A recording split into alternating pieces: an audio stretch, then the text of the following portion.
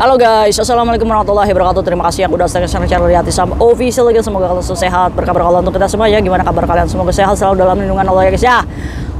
Teman Kaisam lagi sakit juga tentunya sehat. Teman Kaisam yang masih kesulitan Allah mudahkan. Teman Kaisam yang memiliki hajat, pengen apa kalian? Kaisam, saya pengen punya rumah. Kaisam, saya pengen punya anak. Kaisam, saya pengen Masya Allah ya guys ya. Semoga ijabah dengan cepat dengan rahmatnya, amin ya robbal alamin. Teman Kaisam yang lagi bahagia juga tentunya jangan lupa bersyukur. Ayo guys, kita selipkan Al-Fatihah untuk saudara-saudara kita yang lagi jihad di Palestina ya guys ya. Semoga Allah menurunkan kunnya, serta teman-teman saudara-saudara kita yang lagi berjihad di Palestina, semoga mendapatkan kekuatan, amin ya boy. Al-Fatihah. Amin ya robbal alamin. Oke cuy, Kaisam akan membahas tentang kalian yang sok pahlawan ini, memberikan akun-akun keuangan untuk teman-teman kalian yang berjualan. Ini apa maksudnya kalian ini?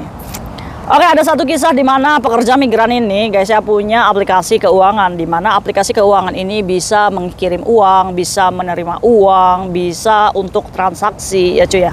Nah, akhirnya ada salah satu toko nih, toko Indo, di mana toko Indo ini ngomong sama pekerja migran saat dia ini belanja di tokonya. Cece, kamu punya aplikasi ini nggak? Ada, Ce. Kenapa? Boleh nggak sih saya numpang nih untuk transaksi transfer? Nanti saya beli aja deh ya aplikasi kamu. Gimana? Waktu itu lumayan cuy, $1.000 Hongkong untuk dibeli sebagai transaksi. Karena pekerja migran ini menganggap kalau misalkan toko itu Indo itu ada tokonya gitu ya cuy ya, nggak pergi-pergi gitu, dan dia juga tahu kalau pemiliknya itu memang stay di situ ya selama dia kontrak kerja dengan majikan bertahun-tahun, tetap aja mbak-mbak itu jadi ya friendly, saling percaya. Akhirnya ya wis lah, sok pakai aja nggak apa-apa ya kan, karena dia berpikir ya aplikasi ini kan untuk kirim duit gitu ya, nggak ada salahnya bantu ya kan. Akhirnya dikasihlah tuh 1.000 fee untuk pembelian aplikasi ini supaya bisa diberikan akses mengirim uang, transaksi dan lain-lainnya. Akhirnya apa yang terjadi? Akhirnya diblok dari aplikasi ini. Pas diblok, si pekerja migran ini ditelepon sama yang punya toko Indo. Kamu telepon itunya dong, customer service-nya. Ini akun yang nggak bisa dibuka. Loh, kenapa? Ya kan? Padahal di dalamnya itu ada uang 60 juta cuy. Iya kan, secara dong. Kalau misalkan sebuah toko itu kan untuk kirim-kirim duit, otomatis dia duitnya banyak ya. Dan awas-awas nih, toko Indo juga banyak yang jadi berkedok rentenir. Ya kan, bisa aja deposit uangnya kita dimasukkan ke barcode keuangan kamu. Ya kita nggak tahu. Kita udah dapat 1.000 cuy, ya kan?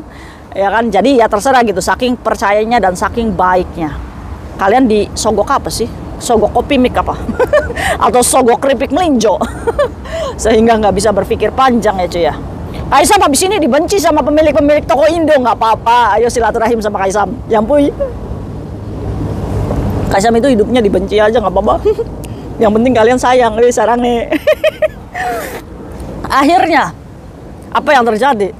Ya nurut aja ini, ya kan, karena membantu lagi nih. Ada 60 juta cuy di dalam aplikasinya ya kan. Itu duitnya dia gitu. Bukan duit money laundry kan. Ya tapi aplikasi ini kan mencurigai, dalam setahun kok bisa kirim sampai 400 juta. Kemana duitnya? Dari mana duitmu ini kan? Secara pekerja migran ini bekerja ya setahun aja cuma dapat 80.000 ya kan. 80.000 itu 100 enggak sampai 400 juta lah.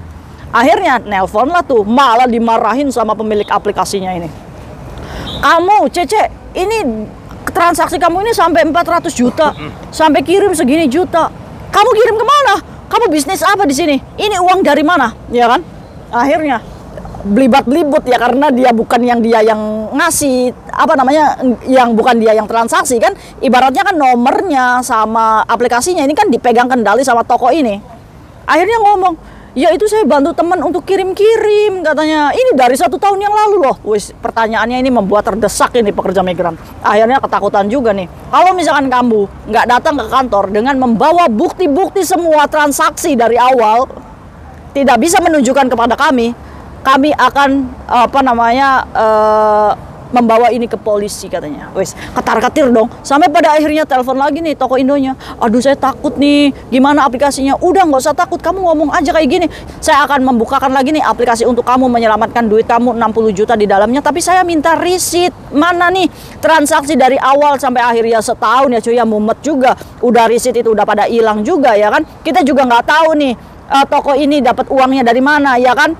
Suruh ngumpulin bukti, nggak mau dia, katanya menyuruh si pekerja migran ini untuk berbohong lagi untuk pemilik aplikasinya ya kan. Jadi kitanya dipus-pus nih, itu bayaran 1.000, ayo mati sudah, ayo kamu sudah dibayar saya 1.000, cepat kamu selamatin uang saya 60 juta.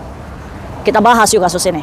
Banyak nih teman-teman kita yang terlalu baik ya, lupa kalau aplikasi keuangan di Hong Kong ini menggunakan ID dan nomor handphone yang sudah terdaftar ya cuy ya. Jangan main-main dengan aplikasi keuangan. Itu bisnis mereka. Ngapain juga kamu itu ikut campur? Iya kan? Ya tapi kan Kaisam lumayan. Nah ini buah lumayan kamu ya kan. Bisa nggak kamu menghadapi pertanyaan-pertanyaan mereka yang mencurigai ini duit dari mana cuy? Iya kan? Iya ya Kaisam, kalau kayak gitu saya nggak jadi ngejual. Nah ini buat teman Kaisam yang mungkin diiming-imingi, ngomong aja enggak takut saya. Udah gitu kamu cari yang lain aja gitu, atau enggak kamu buka aplikasi sendiri, kan nggak ada salahnya gitu ya kan.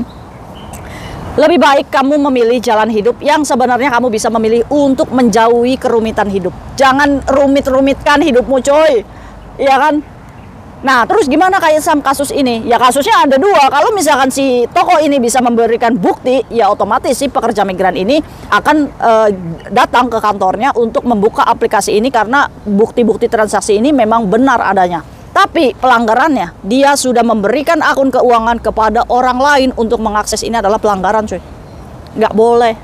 Ya kan? Sama halnya kita memberikan identitas kita ke orang lain. Nah, siapa yang bisa dituntut? Yang bisa dituntut adalah yang menggunakan aplikasi ini karena bukan aplikasinya dia. Nah, si pihak keuangan ini bisa menuntut si toko ini dalam menggunakan aplikasinya pekerja migran ini. Ini namanya pelanggaran. Nah, daripada toko ini dituntut, ayo gimana cuy? Duitnya akan dikembalikan atau enggak?